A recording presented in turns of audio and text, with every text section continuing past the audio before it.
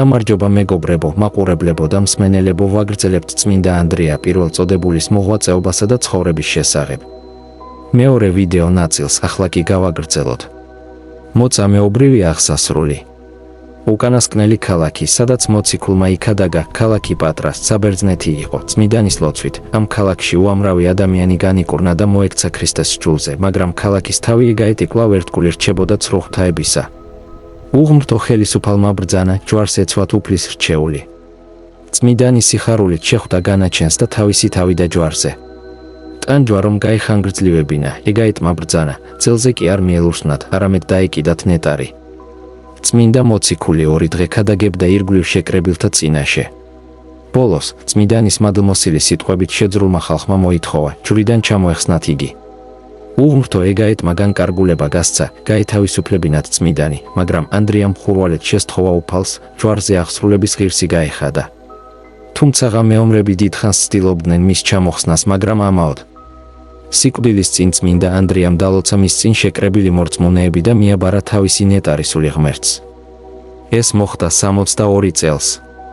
მოციქულის წმინდა ნაწილები. წმინდა ანდრია მოციქული თავდაპირველად 62 წელს დაკრძალული იყო პატრაში, საბერძნეთის, სადაც ეგაეთის ბრძანებით წმინდანი ჯვარს აცვეს. 347 წელს კონსტანტინე დიდის ვაჟმა, კონსტანციუსმა, წმინდა მოციქულის უხრწნელი ნაწილები პატივით გადაასვენა კონსტანტინოპოლში, ლუკა მახარებელისა და ტიმოთე მოციქულის ნაწილთა გვერდით.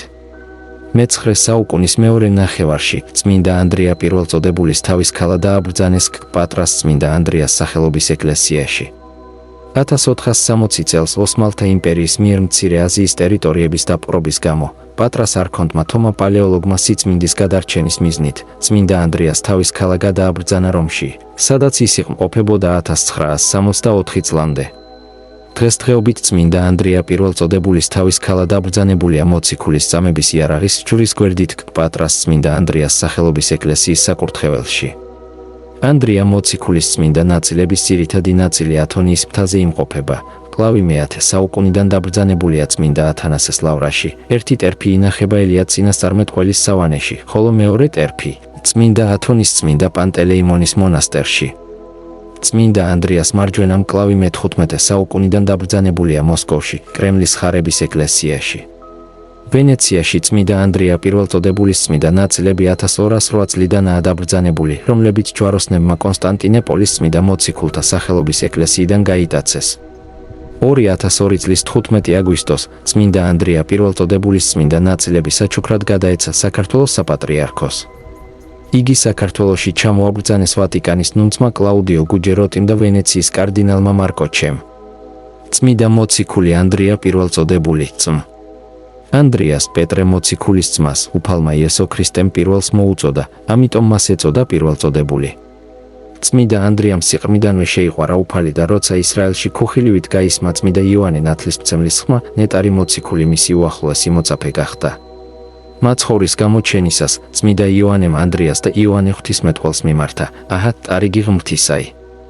ამ სიტყვებზე ორივენი თან გაჰყვნენ იესოს. შემდეგ კი ანდრია ძმასთან პეტრესთან მივიდა, მესიის პოვნა ახარა, ისიც იესოსთან მიიყვანა და მას დაუმოწაფა.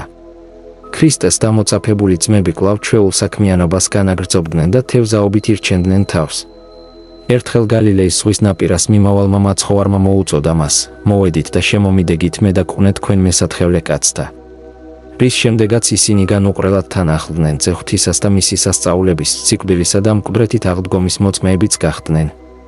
მაცხოვრის ამაღლების შემდეგ რაჟამ სწილიგდეს მოციქულთა საქადაგებლად ღვთისმშობელს ივერიის მოქცევა ხვდა წილად, მაგრამ რადგან მისი მიცვალების ჟამი მოახლოებული იყო, ძე ღვთისამ უბრძანა იერუსალიმში დარჩენილიყო.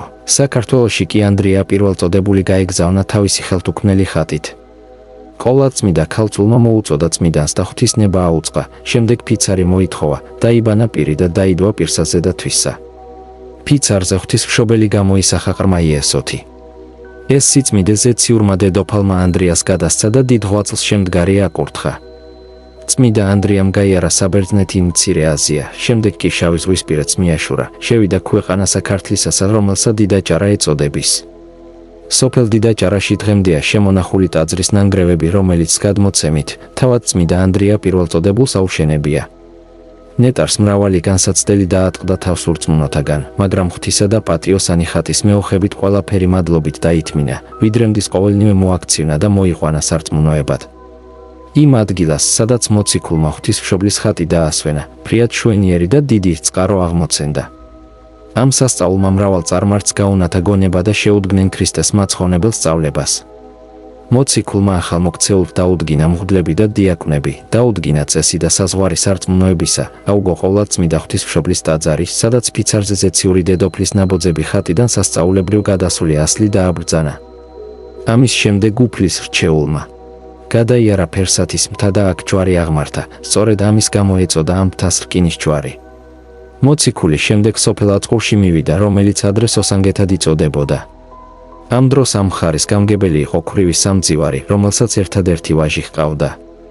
სწორედ ამ დროს მას შვილი მოჰკვდომოდა. ქვრივს შეატყობინეს, რომ იქ იყო ერთი ადამიანი, რომელიც უცნობ ღმერთზე ლოცულობდა.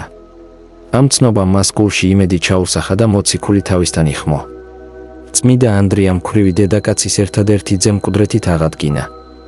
გახარებულმა ქალმა მადლობით ირწმუნა უფალი იესო ქრისტე, თავის შვილთან ერთად მოინათლა და სამცხის მთავრებს წერილი მისწერა, ამ ამბავს ატყობინებდა და ყველას თავისთან იხმობდა, ვითარცა ესმა მესხთა ამბავი ესე საკვირველი. სწრაფ შეკრბეს ყოვლით კერძო და იქმნა სიმრავლე ერისაფრიადი. მოვიდნენ საკერპოს მსახურნიც.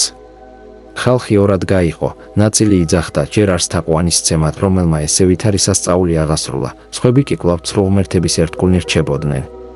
ცილობა რომ ჩაეცხროთ გადაწყვიტეს საკერპოში ღვთისმშობლის ხატი შეებრძანებინათ, შემდეგ კი კარი დაეხშოთ.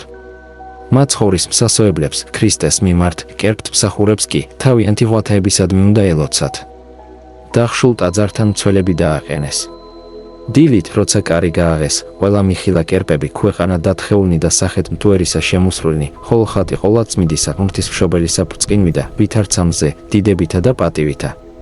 წმიდა ანდრიამ აწყურში მოაწყო ეკლესია და მცირე ეკვდერში ღვთისმშობლის ხელთუქმნელი ხატი დაასვენა, შემდეგ კი ახალმოქცეულ სამწყსოს განეშორა და გზა განაგრძო, იყო კლარჯეთში, არტა-ანკოლაში, პართეთში, სომხეთში, შემდეგ კი იერუსალიმში წავიდა. იერუსალიმთან ანდრია სვიმონ კანანელთან და მატათასთან ერთად ისევ საქართველოში დაბრუნდა. ისინი ქართლში შევიდნენ, განამტკიცეს ქრისტიანობა და დაჰყვნენ დასავლეთით, განვლესტაოს კერძო ქვეყანა ვიდრე ჭოროხამდე, იყვნენ სამეგრელოსა და სვანეთში. სვიმონი და ანდრია აფხაზეთში წავიდნენ, ხოლო დიდი ანდრია სვიმონითურთ. შევიდეს ქვეყანასა აფხაზეთისასა და უქადაგეს სიტყვა იგი ღვთისმეცნიერებისა და მრავალთა სიხარულით შეიწყნარეს ქადაგება იგი და მუნდა უტევა ნეტარმან ანდრია სვიმონ კანანელი სხვათა თანამოწაფეთა და თავად ჯიქეთისა ქვეყანა დავიდა. ჯიქეთის მკვიდრმა მოსახლეობამ არა მარტო უარი განაცხადა მისი ქადაგების მიღებაზე, არამედ მოციქულის მოკლაც კი გადაწყვიტა. მათი სიჯიუტე და უხეში გონება რომ დაინახა, მოციქულმა მიატოვა ისინი და წავიდა. წმიდა ანდრია მოციქულის კვირთა ქვეყანაში, დღევანდელ რუსეთშიც ყოფილა. მდინარე დნეპრს აღყოლია იმ ადგილამდე, სადაც ამჟამად ქალაქი კიევი მდებარეობს. უკანასკნელი ქალაქი, სადაც მოციქულმა იქადაგა, პატრას საბერძნეთი იყო. წმიდანის ლოცვით ამ ქალაქში უამრავი ადამიანი მოექცა ქრისტეს სჯულზე, მაგრამ ქალაქის თავი იგაეტი კვლავ ერთგული რჩებოდა ცრუ ღვთაებისა. უღმრთო ხელისუფალმა ბრძანა, ჯვარს ეცვათ უფლის რჩეული. წმიდანი სიხარულით შეხვდა განაჩენს და თავისი თავიდა ჯვარზე. ტანჯვა რომ გაიხანგრძლიwebინა, ეგაეტმა ბრძანა, ძელზე კი არ მიელურსნათ, არამედ დაეკიდათ ნეტარი. წმიდა მოციქული ორი დღე ქადაგებდა ირგვლივ შეკრებილთა წინაშე. ბოლოს, წმიდანის მადლმოსილი სიტყვებით შეძრულმა ხალხმა მოითხოვა, ჯვრიდან ჩამოეხსნათ იგი. უღმრთო ეგაეტმა განკარგულება გასცა, გაეთავისუფლებინათ წმიდანი, მაგრამ ანდრიამ ხურვალეთ შესთხოვა უფალს, ჯვარზე აღსრულების ღირსი გაეხადა. მეომრები დიდხანს ამაოდ ცდილობდნენ მის ჩამოხსნას. წმიდანმა აღიხილნა თვალნი ზეცად და მადლობა შესწირა უფალს და აკურთხნა მორწმუნენი იგი ჯვარსა დამოკიდებულმა. და ასე, ღვთისადმი მადლობით აღესრულა წმიდანი. ქალაქის მმართველის ცოლმა მოციქულის ცხედარი ჯვრიდან ჩამოხსნა და პატივით მიაბარა მიწას. რამდენიმე საუკუნის შემდეგ კონსტანტინე დიდის ზეობისას წმიდა მოციქულის უხრწნელი ნაწილები პატივით დაასვენეს კონსტანტინეპოლში და წმიდა მოციქულთა ტაძარში დააბრძანეს ლუკა მახარებლისა და ტიმოთე მოციქულის ნაწილთა გვერდით.